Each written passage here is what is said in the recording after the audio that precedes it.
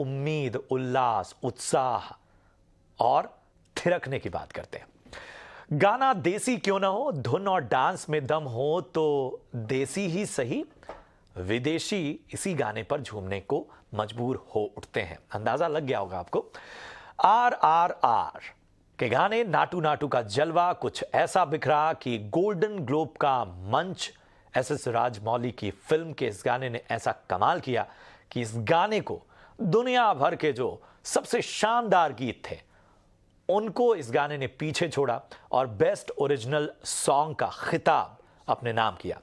आप जो तस्वीर देख रहे हैं ये MM कीरावानी हमारे देश का प्रतिनिधित्व आज अगर गोल्डन ग्लोब के मंच पर वो कर रहे हैं तो उनमें उनकी एक ओरिजिनल सोच की बड़ी देन है। इस गाने में रामचरण और NTR के डांस की केमिस्ट्री भी आप लोगों ने देखी, पूरी दुनिया उस पर झूमी और इस गाने को मिले अवार्ड पर PM मोदी ने भी बधाई दी है। वहीं शाहरुख खान समेत फिल्म इंडस्ट्री से लगातार बधाई मिलने का सिलसिला जारी है। RRR की टीम, फैंस सभी सेलिब्रेशन मूड में, हम सभी सेलिब्रेशन के मूड में हैं। गाने ने सबको चीयर अप किया है। वैसे जब अवार्ड के लिए नाम का अनाउंस हुआ तो अपनी स्पीच में फिल्म के संगीतकार MM कीरावानी ने बहुत ही भावुक स्पीच दी और अपनी पत्नी का जिक्र किया, फिल्म की टीम का जिक्र किया।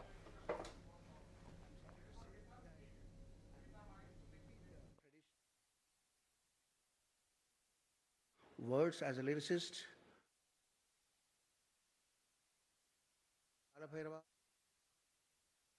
गोल्डन ग्लोब अवार्ड समारोह की हैं और इस गाने में जैसे ही बेस्ट ओरिजिनल अवार्ड का खिताब मिला, आप देखें कैसे जो MM कीरावानी हैं वो पहुंचे, पूरी टीम उल्लास से भर उठी और गोल्डन ग्लोब में ये जीत के साथ जो है वो आगाज हुआ।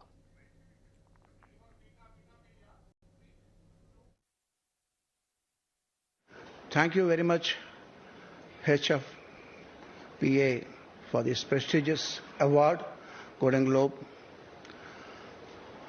I'm very much overwhelmed with this great moment happening, and I'm very happy to share this excitement with my wife, who is sitting right there.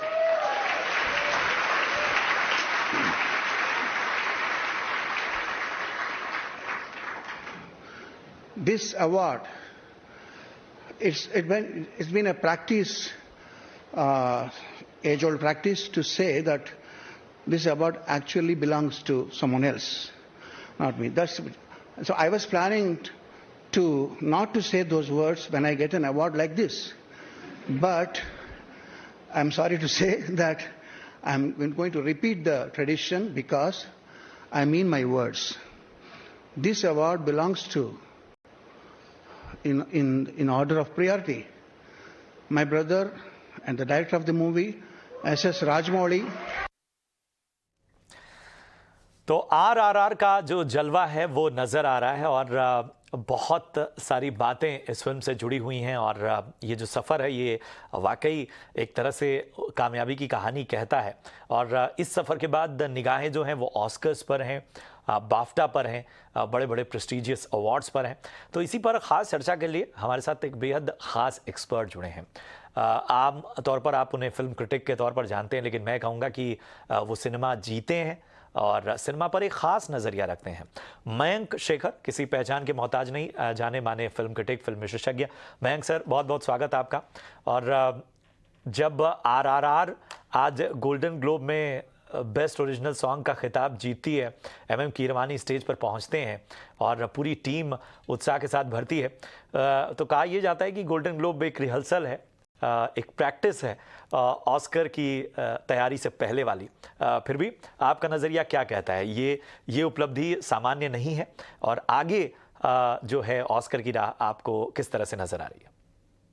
जी बिल्कुल। गोल्डन ग्लोब को कहीं ना कहीं एक सेमीफाइनल की तरह देखा गया है बहुत सालों से। एक ऑस्कर की एक अवार्ड सीजन होती है और अल्टीमेटली एकेडमी अवार्ड दिया जाता है। एंड नाटू नाटू ये गाना जो है, ओरिजिनल सॉन्ग जो है, जिस कैटेगरी में अवार्ड मिला है गोल्डन ग्लोब में, पहली बार किसी भारतीय फिल्म को अवार्ड मिला है गोल्डन ग्लोब में। इस कैटेगरी के लिए वैसे भी ये फिल्म, ये सॉन्ग और ये फिल्म शॉर्टलिस्टेड है ऑस्कर्स के लिए भी, और नॉमिनेशन आएगी, अभी आई नहीं है, और उसके बाद जो एक्चुअल जो रात को फैसला होगा वो हमें पता चलेगा। बट ये सरप्राइजिंग बात नहीं है कि जितने भी डिपार्टमेंट्स होते हैं किसी फिल्म के, चाहे वो सिनेमेटोग्राफी हो, चाहे वो कहानी हो, चाहे इतने सारे डिपार्टमेंट्स होते हैं, उसमें सबसे ज्यादा जो भारतीय फिल्मों ने ख्याति कमाई है, जो सबसे यूनिक बात जो हमारी फिल्मों में रही है वो एक्चुअली फिल्म म्यूजिक रही है। और इसीलिए सरप्राइजिंग नहीं है कि इससे पहले A.R. रहमान साहब को जय हो के लिए बेस्ट फिल्म म्यूजिक के लिए अवार्ड मिल चुका है ऑस्कर में, और पहली बार जब किसी जब किसी इंडियन फिल्म को अवार्ड मिला गोल्डन ग्लोब में, वो भी फिल्म म्यूजिक के लिए था। And of course full credit to the director Rajamouli साहब, full credit to the music composer M Keeravani, जिनको हम बॉलीवुड के जो हिंदी गाने जो सुनते आ रहे हैं उनको हम MM क्रीम के नाम से जानते हैं। एंड ह्यूज मोमेंट, ये बहुत बड़ा अचीवमेंट है, बहुत बड़ी अचीवमेंट है भारतीय सिनेमा के लिए। बिल्कुल। लेकिन जब हम बात करते हैं कि इस तरह से हमने क्रेज देखा और हम जो विजुअल्स भी दिख रहे थे, ये कितना मैनिफेस्ट करते हैं जब हम देखते हैं कि जापान में, लॉस एंजल्स में, या हम बात करते हैं दुनिया के बाकी कोनों में, हम देखते हैं कि एक गाना जिसकी शायद भाषा भी उन्हें समझ नहीं आ रही है, उसके बावजूद एक गाना लोगों को थिरकने पर मजबूर करता है। ये कितना बड़ा मैनिफेस्टेशन RRR के केस में हुआ है, जो आज हम देख रहे हैं कि बात होने लगी है इंटरनेशनल सर्किट में। हम कह रहे हैं कि वहाँ पे जो स्क्रीनिंग्स हो रही हैं वहाँ पर भी कानाफूसी हो रही है। आप लोग तक तो बहुत सारी अंदरूनी बातें सामने आती होंगी। तो ये कितना बड़ा बदलाव आप देखते हैं? ये किसी ने नहीं सोचा था, आपको मैं ऑनेस्टली बताऊं, जब ये फिल्म आई थी, जब लोगों ने देखा, किसी ने नहीं सोचा कि इसका जो जलवा होगा एट अ ग्लोबल स्टेज इतना बड़ा होगा। प्योरली बिकॉज जब हम जो फिल्में देखते हैं और जब हम देखते आ रहे हैं, हम कहते ठीक है यार बहुत अच्छी फिल्म है, मसाला फिल्म है, मसाला एंटरटेनर है। मनमोहन देसाई भी ऐसी फिल्में बनाया करते थे 70s के डेकेड में। अब टेक्नोलॉजी आ गई है, उसको आप इनहेंस कर दिखा सकते हैं, राइट। बट ये जब फिल्म नेटफ्लिक्स पर आई और जब लोगों ने उसको एक नॉर्मल फिल्म की तरह देखा, अमेरिकन ऑडियंसेस ने या जापानीज ऑडियंस, तो ये दंग रह गए कि यार ये किस तरह की फिल्म होती है, ये किस तरह का कहानी कहने का तरीका होता है, ये किस तरह के नाच गाना होता है, कि ये नाच गाना तो है बट ये फिल्म म्यूजिकल नहीं है, ये एक्चुअली फिल्म ड्रामा है, राइट। एंड उसके बाद लोगों ने कहा कि भाई हमें इस फिल्म को स्क्रीन पर देखना है, बड़े पर्दे पर देखना है, नेटफ्लिक्स पर नहीं देखना है। उन्होंने जोर किया, पब्लिक के डिमांड पर इस फिल्म को रिलीज किया गया रेगुलर थिएटर्स में अमेरिका में, और लोग नाच रहे थे थिएटर्स के अंदर। ये इस तरह का जो एक पैशन होता है, इस तरह का जो ऑर्गेनिक लव होती है, प्यार जो होती है, इसको आप क्रिएट नहीं कर सकते, ये होता है और शायद एक जमाने में एक ही बार होता है। एंड उसी तरह का स्प्रेड हुआ है ये वाइल्ड फायर की तरह ये फिल्म RRR। एंड मैं तो काफी दिनों से कह रहा हूं कि ये इस अनप्रेसिडेंटेड है।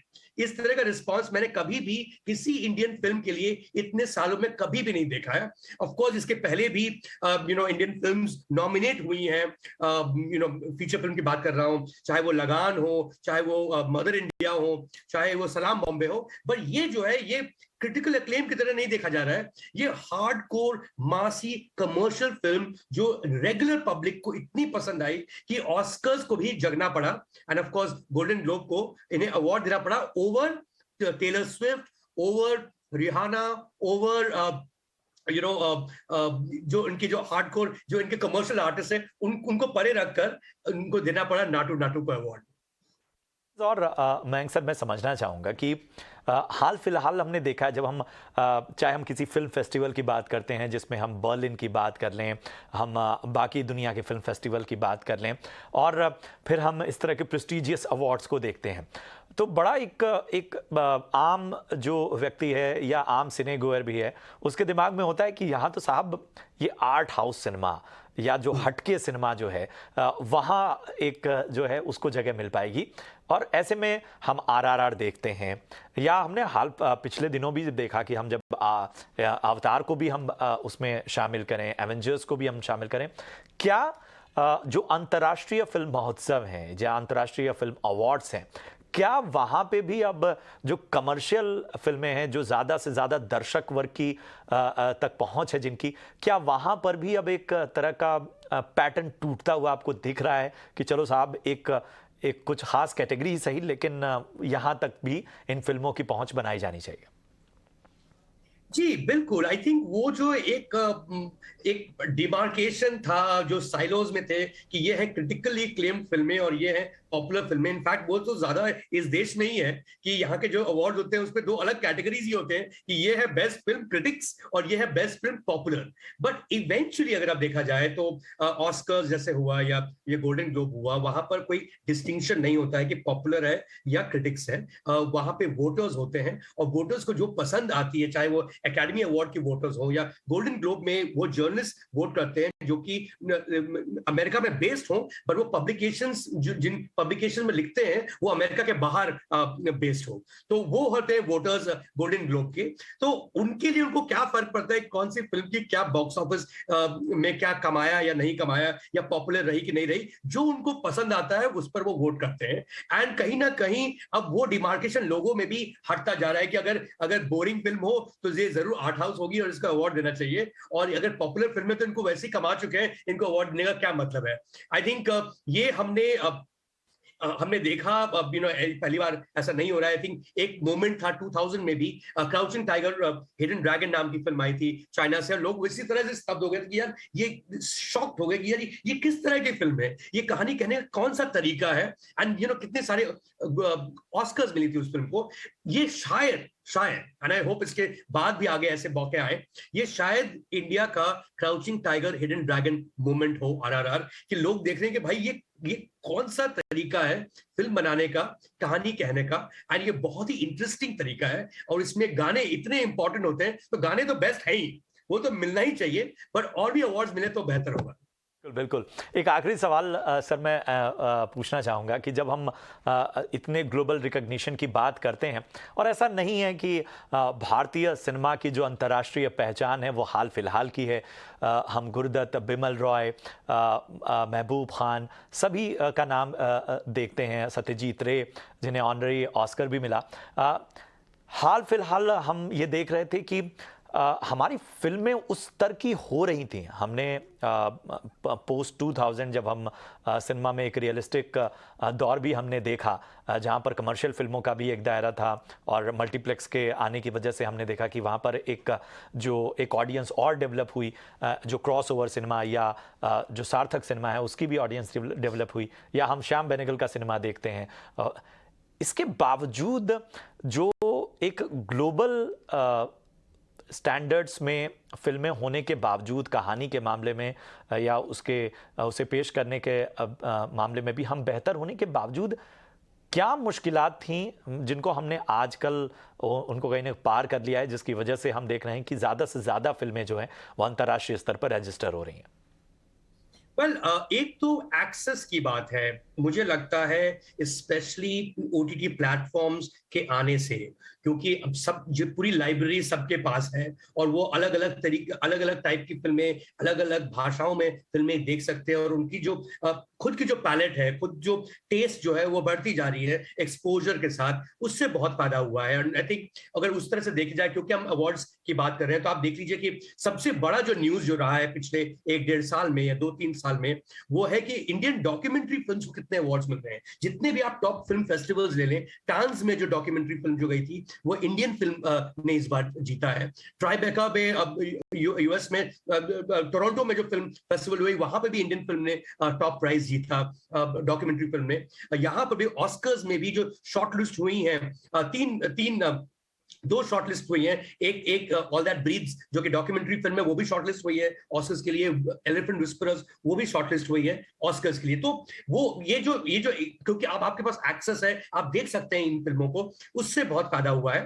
पर जो दूसरी बात जो है, इसके लिए हम जरूर राजमौली साहब को ही क्रेडिट देना चाहेंगे, बाहुबली इफेक्ट जो उन्होंने क्रिएट किया, कि कहीं ना कहीं हम भूल रहे थे कि हमारी जो यूनिकनेस जो है हमारी सिनेमा की, वो एक्चुअली म्यूजिक है, वो एक्चुअली लिप सिंकिंग है, वो वो एक अनइनहिबिटेड स्टाइल जो है कि हम बीच रोड पे नाचने लगते हैं और वो अजीब सा नहीं लगता है, वो कहानी के साथ जुड़ जाता है कहीं ना कहीं, वो हम भूल रहे थे। एंड कहीं और बाहुबली के सक्सेस के बाद और आरआरआर के मेगा सक्सेस के बाद हम देख रहे हैं कि दुनिया भी मानती है कि यार ये बात, ये जो करते हैं हम, जो करते आ रहे हैं इतने सालों से, जब से टॉकीज आई है, हम गाने और जिस तरह हम गाने को यूज करते आ रहे हैं अपनी फिल्मों में, वो यूनिक रहा है। तो दुनिया भी समझ रही, तो हमें भी समझना चाहिए और सराहना चाहिए उसी तरह जैसे कि हम इतने सालों से करते आ रहे हैं। बिल्कुल, बिल्कुल। और मुझे वो दौर भी याद आता है कि जब वर्ल्ड वॉर 2 के बाद यूरोप उभर रहा था और कहा जाता है कि रूस की सड़कों पर जो है वो राज कपूर की फिल्मों के गाने गाए जाते थे। उन्हें भाषा नहीं समझ में आती थी, लेकिन आज भी वहाँ पर राज कपूर की फिल्मों की स्क्रीनिंग रखी जाती है और बहुत सारी बातें हैं। हम स्विट्जरलैंड की बात करते हैं तो यश चोपड़ा की बात करते हैं। जी सर, कुछ कहना चाह रहे थे? क्योंकि आपने रूस की बात की, आई थिंक एक आयरनी है। मैं कहीं पे एक व्हाट्सएप में एक जोक देख रहा था जहां पे कोई पुतिन साहब को कहता है कि नाटो वेस्ट ने नाटो सॉन्ग को अवार्ड दिया है, एंड द फैक्ट इज कि ये जो गाना जो है ये एक्चुअली यूक्रेन में शूट किया गया है जी। और ये वॉर के पहले वो पैलेस जो आप देख रहे हैं इस गाने में वो एक्चुअली यूक्रेन में है। सो एंड ऑफ कोर्स ये वॉर के पहले हुआ था, that is an unfortunate aspect of it. But हाँ, क्योंकि आपने रूस मैसेज किया तो मुझे यूक्रेन याद आया। बिल्कुल बिल्कुल। तो हम यही चाहेंगे कि जो भारतीय सिनेमा है, जिसको एक गाने ने एक राह दिखाई है कि साहब म्यूजिक की ओर लौटो। और आजकल तो बॉलीवुड के बारे में कहा जा रहा है कि मेलोडी जो है वो मिसिंग है और उसमें कहीं ना कहीं काम करने की ज़रूरत है। कहते भी थे पहले तमाम फिल्म एक्सपर्ट्स की, आपका म्यूज़िक हिट तो मतलब आपने आधी जंग जीत ली है बॉक्स ऑफिस की। तो साहब ज़रा उस पर लौटिए। और हमारी ओर से आरआरआर की पूरी टीम को ढेर सारी बधाई, और हम उम्मीद यही करेंगे कि ऑस्कर्स तक भी जो है वो इसी तरह से झंडे गाड़े ये फिल्म और भारत का मान बढ़ाए। बहुत बहुत शुक्रिया सर हमसे जुड़ने के लिए और इस खास चर्चा के लिए, इस खास विश्लेषण के लिए। बढ़ते हैं आगे, और आज जो है वो सूचना और प्रसारण मंत्री अनुराग ठाकुर समेत इंडस्ट्री के कई दिग्गज भी आरआरआर की टीम को बधाई देते नजर आए। भारतीय फिल्मों का शॉर्टलिस्ट होना और उसके बाद आरआरआर को जिस तरह से सम्मान मिला है, मैं बधाई देता हूं अपनी ओर से भी, पूरे भारत की ओर से भी। और ना केवल भारत में मनोरंजन किया, विश्व में ये करके दिखाना अपने आप में बहुत बड़ी उपलब्धि है। मेरी ओर से बहुत बधाई, शुभकामनाएं। सबसे पहले तो मैं बहुत बहुत शुभकामनाएं देना चाहूँगा पूरी टीम को। मैं बड़ा ह्यूज फ़ैन हूँ किरवानी जी के, एमएम करीम के, एंड ये मोमेंट तो बहुत पहले उनके लाइफ में आना चाहिए था, क्योंकि हमेशा उन्होंने बहुत ही बेहतरीन म्यूज़िक दिए हैं और राजमौली सर बहुत बेहतरीन डायरेक्टर हैं। तो इनका कंबाइंड एफर्ट है, उन्होंने किरवानी ने एडमिट किया, वो टीम एफर्ट उनका भी था। बहुत बहुत शुभकामनाएँ उनको।